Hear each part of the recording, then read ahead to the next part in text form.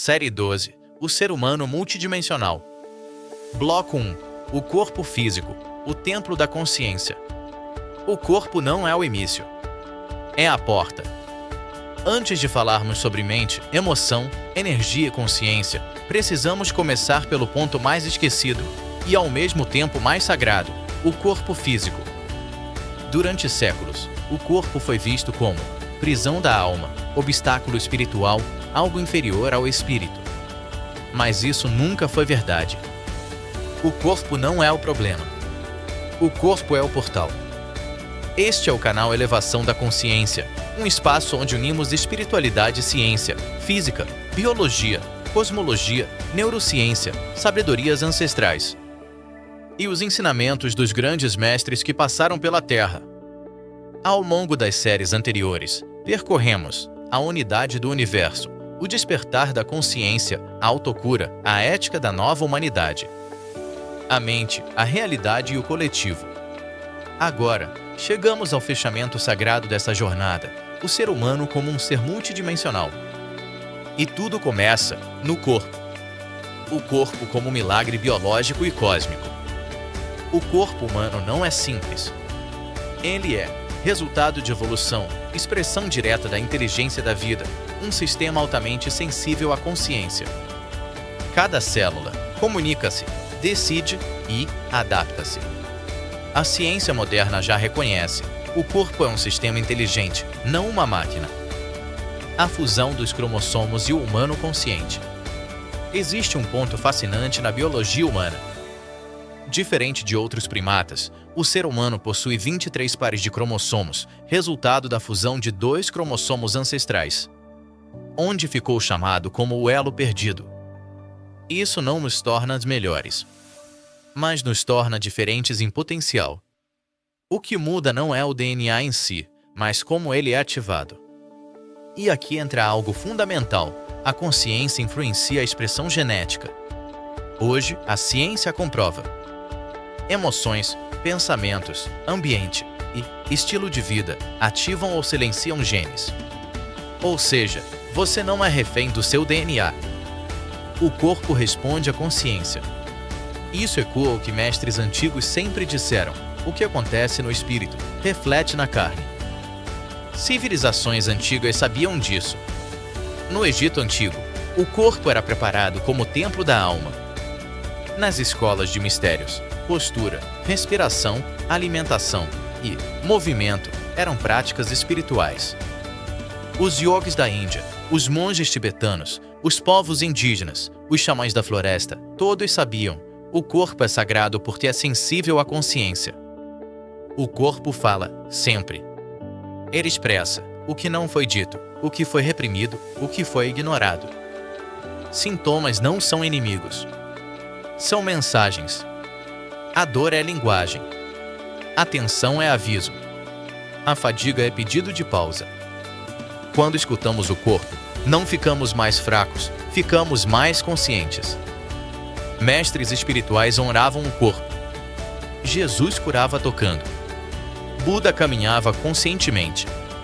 Francisco de Assis chamava o corpo de irmão. Eles não negavam o corpo. Eles o habitavam plenamente. Porque sabiam: a presença no corpo âncora a consciência no agora. Corpo, presença e encarnação. Espiritualidade verdadeira não é fuga do corpo. É encarnação plena. Estar no corpo é sentir a respiração, sentir os pés no chão, sentir o coração bater. É estar aqui. Quanto mais presença no corpo, menos ansiedade. Mais clareza. Mais intuição. O corpo como base das outras dimensões. Sem corpo, a emoção não se expressa, a mente não se organiza, a energia não se âncora, a consciência não se manifesta na matéria. O corpo é o alicerce do ser multidimensional.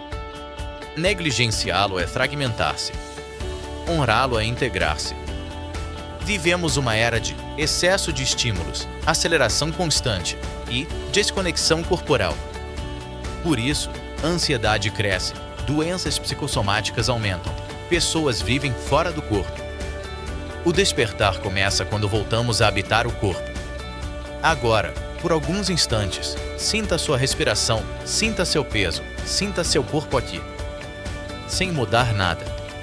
Sem forçar nada. Apenas esteja. Isso já é espiritualidade. Isso já é consciência. O corpo é a porta da luz. O corpo não é o fim da espiritualidade. Ele é o começo. Ele é a porta pela qual a consciência entra no mundo. Ele é o lugar onde o céu toca a terra. E agora, vamos avançar no corpo emocional, no corpo mental, no corpo energético, no corpo de consciência, até integrar tudo em um único ser. Porque quando oramos o corpo, a consciência encontra um lar e o ser humano começa a lembrar quem é. Bloco 2. O corpo emocional, a ponte entre instinto e consciência. O corpo que sente antes de pensar. Antes do pensamento, antes da palavra, antes da escolha, existe a emoção. O corpo emocional é o primeiro tradutor da vida dentro de nós. Ele sente antes que a mente compreenda. Ele reage antes que o pensamento organize. Por isso, quem não compreende suas emoções vive sendo guiado por elas. E quem as integra, desperta. A ciência moderna já confirmou algo que as tradições antigas sempre souberam: emoções não são abstratas. São processos biológicos reais. O sistema límbico regula medo, prazer, vínculo e sobrevivência. Influencia o sistema imunológico. Altera hormônios, batimentos, digestão e até expressão genética. Emoções reprimidas não desaparecem. Elas se transformam em tensão crônica, ansiedade, tristeza persistente e doenças psicossomáticas. O corpo emocional precisa ser sentido, acolhido e integrado, não reprimido. Emoção como energia em movimento. A própria palavra emoção vem de movere, energia em movimento. Quando a energia emocional flui, há vitalidade, a criatividade, a presença. Quando ela fica bloqueada, há estagnação, há medo, há desconexão. É aqui que entramos em um conhecimento ancestral profundo. A serpente emplumada, emoção que se eleva. Em inúmeras culturas, a energia emocional e vital é simbolizada como uma serpente. No Egito, o Uraeus na testa dos faraós. Na Índia, a Kundalini. Na Mesoamérica, Quetzalcóatl, a serpente emplumada. No cristianismo místico, os serafins. A serpente representa instinto, emoção, vida e força criadora. As plumas representam consciência, céu, espírito e percepção elevada. Quando a emoção sobe com consciência, a serpente ganha asas. Chakras, o caminho da emoção integrada. Chakra raiz, medo, sobrevivência. Chakra sacral, prazer, desejo, vínculos. Plexo solar, autoestima, poder pessoal. Chakra cardíaco, amor, compaixão, integração. Garganta, expressão emocional. Terceiro olho, compreensão emocional. Coronário, transcendência. Quando emoções ficam presas nos centros inferiores, o corpo vive em alerta, a mente vive em conflito, a consciência não se expande. Quando há integração, a energia sobe. O coração se abre. A consciência floresce. Isso é o voo da serpente emplumada dentro do ser humano. Mestres que integraram o corpo emocional. Jesus não reprimiu emoções, ele as transcendeu pelo amor. Buda sentiu profundamente e não se identificou com o sofrimento. Xamãs dançam, choram, cantam, liberando emoções no corpo. Eles não negaram a emoção. Eles a iluminaram. Emoções coletivas e a humanidade. A humanidade hoje vive um corpo emocional coletivo ferido, medo, raiva, culpa, carência e desconexão. Mas isso não é condenação. É convite. Quando cada ser humano cura seu corpo emocional, ele cura uma célula do corpo planetário. Integração emocional igual expansão da consciência. Integrar o corpo emocional não é se tornar frio. É se tornar inteiro. Não é deixar de sentir. É sentir com consciência. Quando isso acontece, o medo diminui, o amor se expande, a intuição desperta e a vida ganha sentido. Quando a serpente aprende a voar, dentro de você existe uma força antiga. Ela não quer destruir. Ela quer subir. Quando emoção e consciência se unem, a serpente ganha asas, o coração se abre e o ser humano lembra quem é. Agora, vamos entrar no corpo mental, onde pensamento, crença e realidade se encontram. Bloco 3. O corpo mental, o templo invisível da criação. O corpo que ninguém vê, mas todos habitam. Existe um corpo que não pode ser tocado. Não aparece em exames de imagem. Não pesa, não ocupa espaço físico. Mas é nele que a maior parte da humanidade vive. O corpo mental. É nele que nascem as decisões, se formam os medos, surgem as crenças, se constroem os sonhos, se criam as realidades. Vamos atravessar agora um dos temas mais delicados e poderosos da existência humana. Porque quem compreende o corpo mental, compreende o portal da liberdade interior. O corpo mental não é o cérebro. Vamos começar com uma distinção essencial. O cérebro é físico. O corpo mental não é. A ciência já reconhece isso claramente. O cérebro é um órgão, o pensamento é um processo, a mente é um fenômeno emergente. O corpo mental é o campo onde pensamentos surgem, não a matéria que os produz. Assim como a música não é o rádio, a imagem não é a televisão e o pensamento não é o cérebro. A ciência do pensamento. Neurociência, psicologia e física moderna convergem em algo fundamental. Pensamentos são padrões de informação. Eles possuem forma, intensidade, repetição, coerência ou conflito. Estudos mostram que pensamentos recorrentes moldam circuitos neurais, crenças alteram a bioquímica do corpo, imagens mentais influenciam respostas fisiológicas. O corpo mental conversa constantemente com o corpo físico, o corpo emocional, o campo energético. Nada está separado. O corpo mental nas tradições antigas. As civilizações antigas já sabiam disso. No Egito, falava-se do Ka e do Ba, dimensões mentais e espirituais do ser.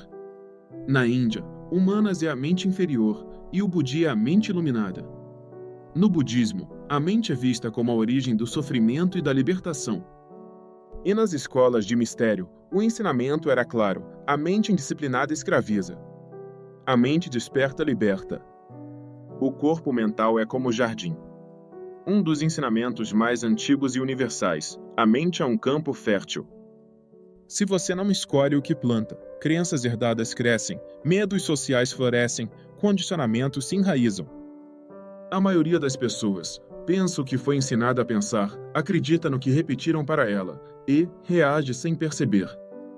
Autoconhecimento profundo começa aqui, observar a mente sem se identificar com ela. O ego como estrutura mental. O ego não é um inimigo. Ele é uma estrutura mental de sobrevivência.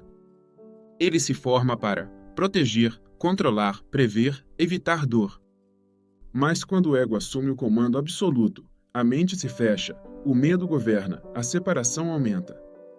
Mestres espirituais não destruíam o ego. Eles o transcendiam. Jesus, Buda e grandes sábios usavam a mente, mas não eram usados por ela. Grande parte do sofrimento humano nasce de um padrão simples. Pensamentos sobre o passado geram culpa. Pensamentos sobre o futuro geram ansiedade. O corpo mental vive projetando, lembrando e julgando. A presença dissolve o excesso de pensamento. Não por força, mas por consciência. Quando a mente silencia, a clareza surge, a intuição se manifesta, algo maior começa a pensar através de você. O corpo mental coletivo. Aqui entramos em algo ainda mais profundo. Não existe apenas mente individual. Existe mente coletiva. Campos mentais compartilhados, culturais, religiosos, sociais e familiares. Muitas crenças que você carrega não nasceram em você, foram absorvidas. O despertar inclui questionar pensamentos que nunca foram realmente seus. Relatos antigos mostram mestres capazes de manter presença absoluta, Curar pela palavra, transformar ambientes apenas com a consciência. Isso não era magia. Era domínio do corpo mental. Jesus dizia: "Conhecereis a verdade, e a verdade vos libertará." A verdade não é uma informação. É um estado de mente livre. O corpo mental é uma ponte entre emoção e energia, corpo e consciência, humano e divino. Se a ponte está confusa, a energia não flui, o corpo adoece, a consciência se contrai. Quando a mente se alinha, o corpo responde, a energia sobe, a consciência se expande. Tudo o que falamos até aqui prepara o próximo passo. Porque existe algo além do pensamento. Algo além da mente discursiva. E por isso, entraremos no corpo energético. E falaremos profundamente sobre os chakras, a subida da energia, a serpente emplumada, a união entre céu e terra, o voo da consciência quando a mente, a emoção e a energia entram em harmonia. Lembre-se, você não é seus pensamentos. Você não é o que pensa. Você é quem observa o pensamento. Quando isso é compreendido, a liberdade começa, o medo enfraquece e a consciência desperta. O corpo mental é um templo invisível. E quando ele se alinha à verdade, torna-se um instrumento da luz. O corpo que não se vê, mas que sustenta tudo. Existe um corpo que não aparece nos exames médicos. Não é feito de ossos, músculos ou órgãos. Mas sem ele, o corpo físico não se sustenta. Este corpo antecede a matéria, organiza a biologia, responde às emoções, dialoga com a consciência. Vamos falar do corpo energético, não como crença, mas como uma realidade reconhecida por civilizações antigas, tradições espirituais profundas e, cada vez mais, pela ciência moderna. O corpo energético como arquitetura invisível. Antes de qualquer forma física existir, existe um campo organizador. A biologia moderna começa a reconhecer isso. Campos morfogenéticos, bioeletromagnetismo, comunicação celular por sinais sutis, coerência cardíaca e neural. A tradição espiritual sempre soube, o corpo físico é apenas a camada mais densa de algo maior. O corpo energético é essa arquitetura invisível, que sustenta a vida, distribui vitalidade, registra experiências, armazena memórias emocionais e espirituais. Prana, Chi, Ka, Ruaj, um mesmo princípio. Povos antigos deram nomes diferentes à mesma força, Prana na Índia, Chi na China, Ka no Egito, Ruaj na tradição hebraica. Força vital em muitas tradições indígenas. Não são metáforas poéticas. São descrições de uma energia viva, inteligente, que circula no corpo e no cosmos. O ser humano saudável é aquele em que a energia flui, não estagna, não se fragmenta. O corpo energético se organiza em centros, conhecidos como chakras. Mas é importante compreender algo com maturidade. Os chakras não são apenas pontos de energia. Eles são níveis de consciência. Cada centro representa uma forma de perceber a vida, uma relação com o mundo, uma etapa do amadurecimento humano. A serpente emplumada, um símbolo universal. Agora entramos em um dos símbolos mais profundos da humanidade. A serpente emplumada aparece, nos maias, como Kukulkan, nos astecas, como Quetzalcóatl, no Egito, na Índia, como Kundalini. Aparece também no simbolismo alquímico e no caduceu médico. Ela representa algo essencial, a energia vital que sobe, a consciência que se eleva. A serpente rasteja, que é a ligação com a terra. As plumas voam, que significa a ligação com o céu. Quando essas duas forças entram em harmonia, nasce o ser humano desperto. Kundalini não é poder, é integração.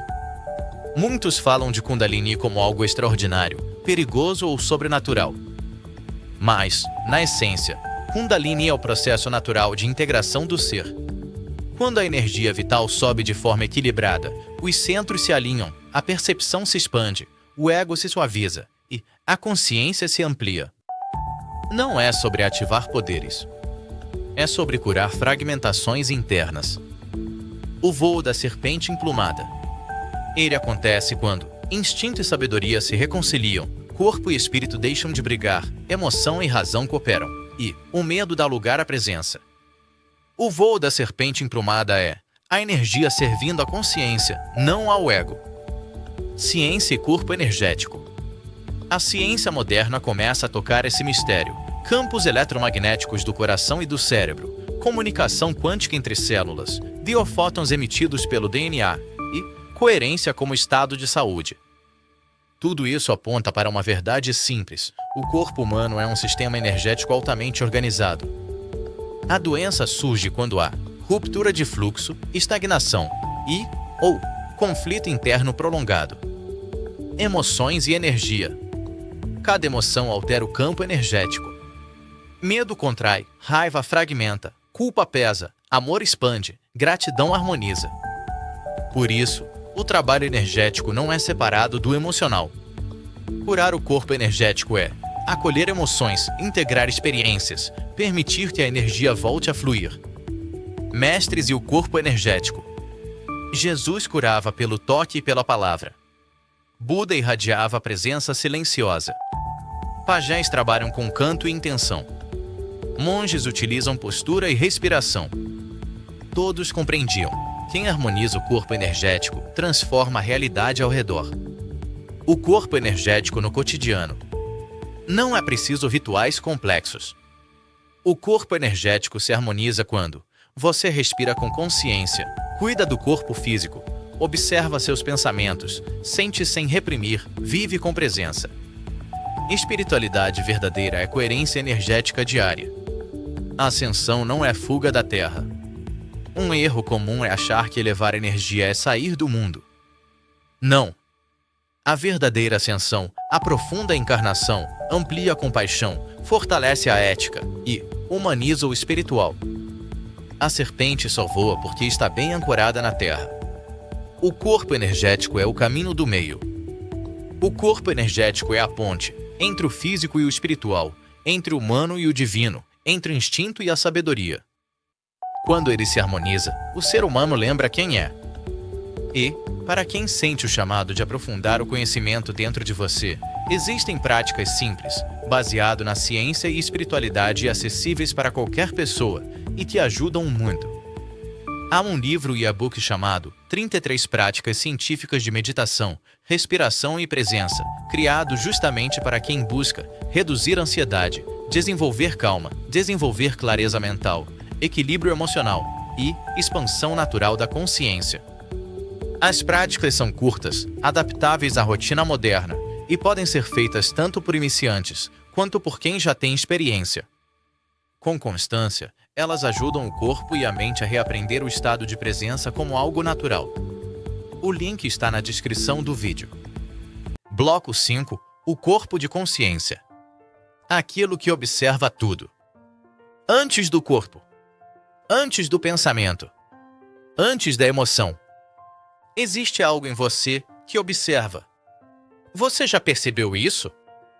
Existe uma presença silenciosa que observa seus pensamentos, percebe suas emoções, sente seu corpo, atravessa seus estados internos. Essa presença não nasce com o corpo. Não envelhece com o tempo. Não se fragmenta com as experiências. Vamos falar agora do corpo de consciência, o mais sutil, o mais vasto e o mais real de todos. O corpo de consciência não é indizível, é fundamental. Chamamos de corpo apenas aquilo que podemos tocar. Mas o corpo físico só existe porque algo sustenta. A ciência já reconhece que a matéria emerge de campos, campos emergem de informação, informação requer um princípio organizador. A espiritualidade sempre afirmou: esse princípio é a consciência. O corpo de consciência não é algo que você tem. É aquilo que você é, antes de qualquer forma. Você não está dentro do corpo, o corpo está na consciência. Essa afirmação muda tudo. Não é a consciência que está presa ao cérebro. É o cérebro que surge dentro do campo da consciência. A neurociência começa a reconhecer isso ao estudar experiências de quase morte, estados alterados de consciência, percepção sem estímulo sensorial, consciência em pacientes com mínima atividade cerebral. Algo percebe, mesmo quando o corpo silencia. Multidimensionalidade, níveis da mesma consciência. Quando falamos de multidimensionalidade, não falamos de mundos distantes. Falamos de camadas de percepção. O corpo físico percebe o mundo material. O corpo emocional percebe vínculos e afetos. O corpo mental organiza significado. O corpo energético integra fluxo e vitalidade. O corpo de consciência percebe o todo. Não são corpos separados. São expressões graduais de uma mesma consciência. O corpo de consciência não tem limites espaciais. Aqui entramos em algo profundamente libertador. A consciência não ocupa espaço, não está localizada, não está confinada ao corpo físico. Por isso, em estados elevados, pessoas sentem conexão com outras à distância, orações atravessam continentes, intenções afetam campos sutis e curas ocorrem sem contato físico. A física chama isso de não localidade. A espiritualidade chama de unidade. O que mestres sempre souberam. Grandes mestres não falavam de consciência como teoria. Eles viviam a partir dela. Jesus dizia, eu e o Pai somos um. Buda ensinava que o sofrimento nasce da identificação com a forma. Místicos cristãos falavam da centelha divina interior. Xamãs dizem que o espírito caminha entre mundos. Todos apontam para o mesmo lugar. A consciência não pertence ao corpo, ela o atravessa. O corpo de consciência cura sem esforço. Quando alguém acessa profundamente o corpo de consciência, o medo diminui, o apego se dissolve, a dor perde rigidez e o corpo físico entra em coerência. Não por milagre, mas porque a origem se realinha. A ciência mostra que estados de presença profunda regulam o sistema nervoso, diminuem inflamações, equilibram hormônios e fortalecem a imunidade. A consciência não cura de fora.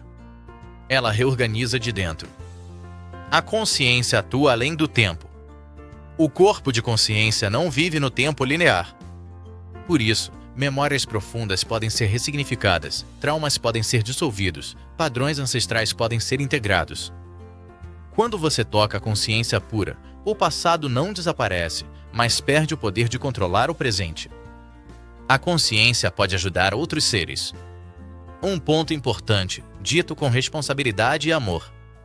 A consciência não substitui cuidados médicos, mas ela amplifica processos de cura, equilíbrio e suporte. Quando alguém sustenta presença, amor, intenção clara, não apego ao resultado, ela contribui para o campo do outro, onde quer que ele esteja. Não é controle. É oferta vibracional. O dia a dia, vivendo a partir do corpo de consciência. Viver a partir do corpo de consciência é simples, mas não é superficial. Significa reagir menos, observar mais, escolher com clareza, agir com amor e compaixão.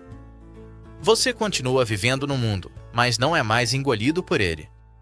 O corpo de consciência não foge da vida. Ele habita a vida com lucidez. No silêncio é onde tudo nasce.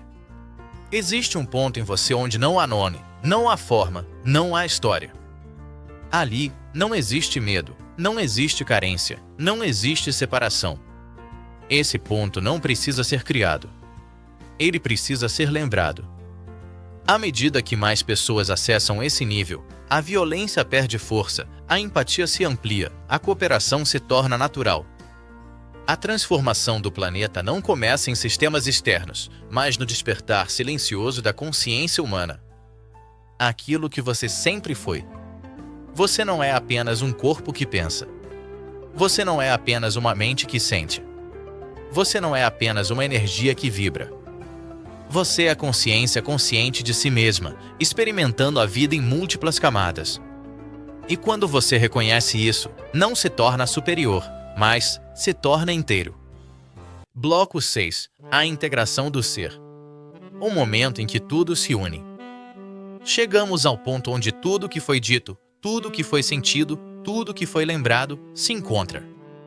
A integração do ser não é adicionar algo novo à sua vida. É reunir o que sempre esteve separado.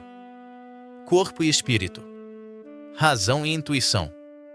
ciência e espiritualidade, matéria e consciência, eu e o todo. E aqui é um convite profundo para você se reconhecer inteiro. O ser humano nunca foi fragmentado, apenas foi ensinado a se ver assim.